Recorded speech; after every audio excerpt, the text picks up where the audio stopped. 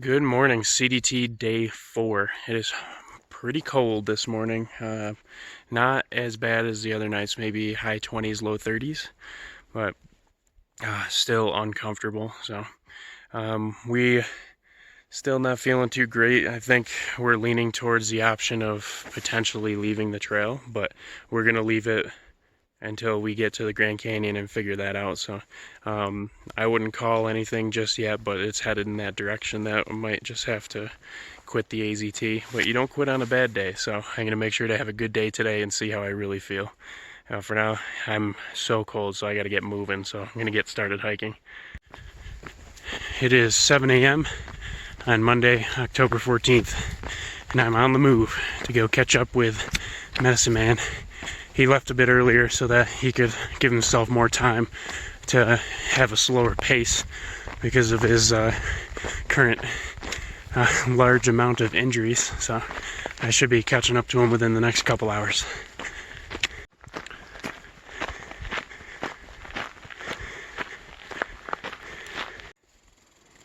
Oh man, I just missed it.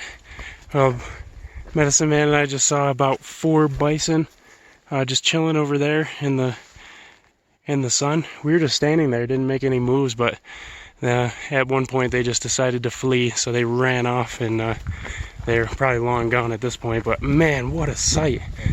Yeah, we're just standing there in the sunlight. I'm putting on my sunscreen, and I look over and I was like, those cows look really furry and huge, and you could see their breath, the mist of their breath coming out, and all of a sudden they turn the head and you can see that signature humped back. Oh man, there's some big old bison. That was so cool. Oh, I finally made it. We're now entering Grand Canyon National Park. How exciting! Oh my goodness, another national park. I just keep checking them off the list this year. Then we have Medicine Man, who's just trying to stand. Whew, that's rough.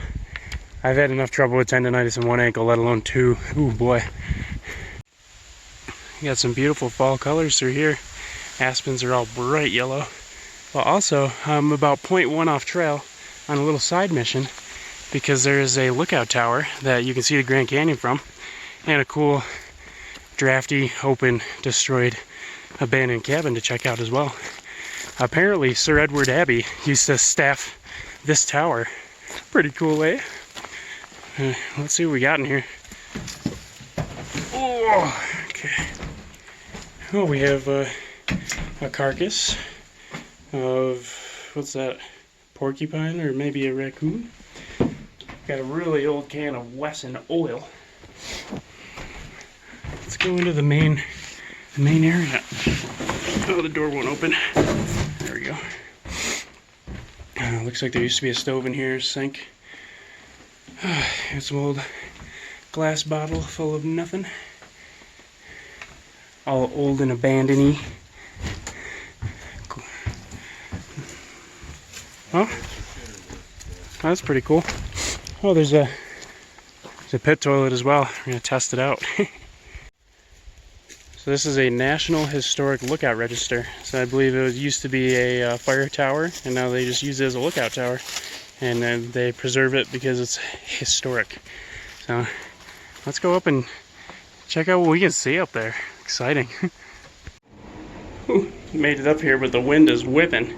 But we get to look out over all the beautiful aspens changing colors.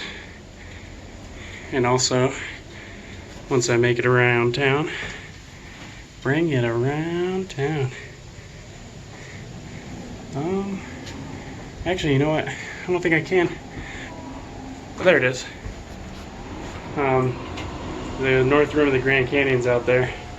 It's pretty hard to see. It's actually a little farther away than I expected it to be, but I can see it nonetheless, so that's cool. And then there's some chairs in here, and I don't even know what this is for. Somebody knows what that is, give me a shout. It's got measurements on it, so it could have been a light, like a spotlight, or maybe maybe it's used for like Morse code or something. Ooh, I don't really know. I'm not very good at this stuff. You got duct tape, old pot, some other tape, pencils, just random gear. Yeah, this is gorgeous. I might set up here for a little bit. That view from the fire tower is pretty cool and good experience, but also a good place to get cell signal. So called the folks back home just to get their opinion on this situation that we're going through right now. And naturally, of course, Mom's like, come home now. You know, Dad says, do whatever you think is right and I'll support you. So right now I'm leaning towards getting off trail, so we'll see how that goes, but you know, leave that for today with the planning. Right now I feel just mentally out of it. I'm kind of burned out on hiking. I think I've just been doing too much. I'm currently up to about 3,200 miles since January, so I've been doing quite a bit of hiking, and I just like, my heart's not really in it, you know. Like, I walk and all I think about is how far it is to the next break or the next water or to camp so I can stop walking and sleep. And it's not really how I should do a hike. And the AZT, I didn't plan anything for it. I just kind of did it as a last minute thing because I knew that Medicine Man was going to do it and I'd love to hike with a friend. So I said, if you're going to do it, I'll do it. So if he's injured and he's getting off, I've kind of lost my main reason to go, you know.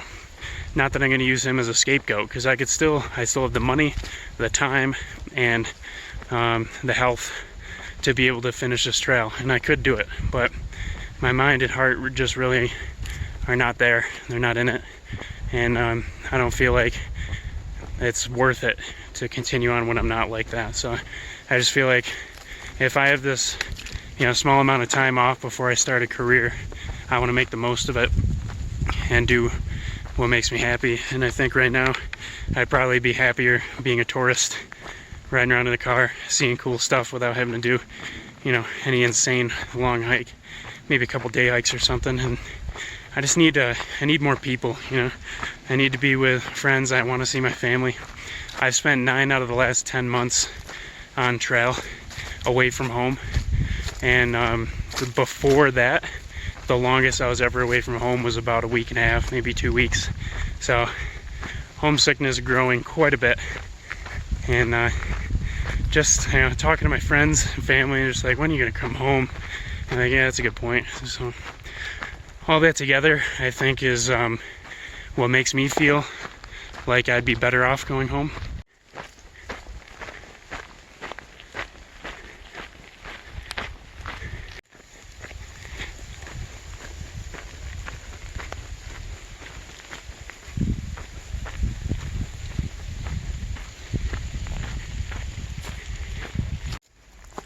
We made it to the ranger station and the entry station for vehicles to get into the north rim of Grand Canyon National Park. So this is one of the kind of like ranger, I think it's where they stay, like a housing area.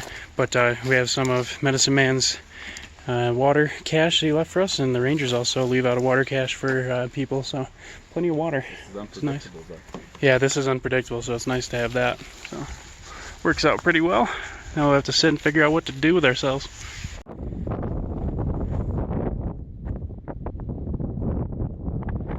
Buffalo!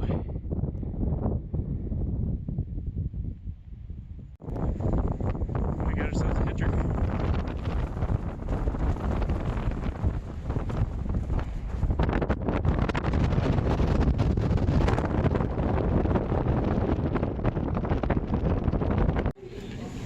We got a hitch in the Grand Canyon National Park Lodge, so gotta have ourselves a pizza and relax a little bit. There's the lodge. There's a bunch of lodging in here as well. Lots of cabins and things like that. It's a pretty beautiful place. Looks expansive. Their last day of operations is tomorrow, so we made it in pretty good time. Helps to have a hitch as well. Okay, we just walked about a mile to get to the campground, and now we're here. Got secured a hiker-biker site, and we're headed to it now. It turns out that the hiker-biker sites are some of the best in the entire park because it's right on the edge of the canyon. So I still haven't seen the canyon yet, so this will be my first time seeing the Grand Canyon as soon as we get camp set up. Here we go, folks. The Grand Canyon. This is about 20 steps away from my campsite. On both sides.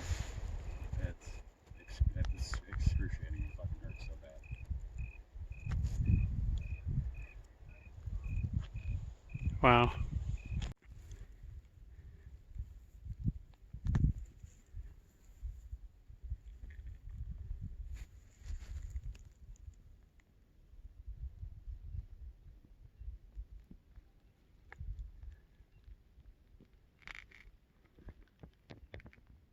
Alright, we're all showered up and laundered and feeling pretty squeaky clean. So now it's time for some beer and some fire and to hang out for the rest of the night. So call them at a day. I believe we did about 7 miles, about 1,000 feet of climbing.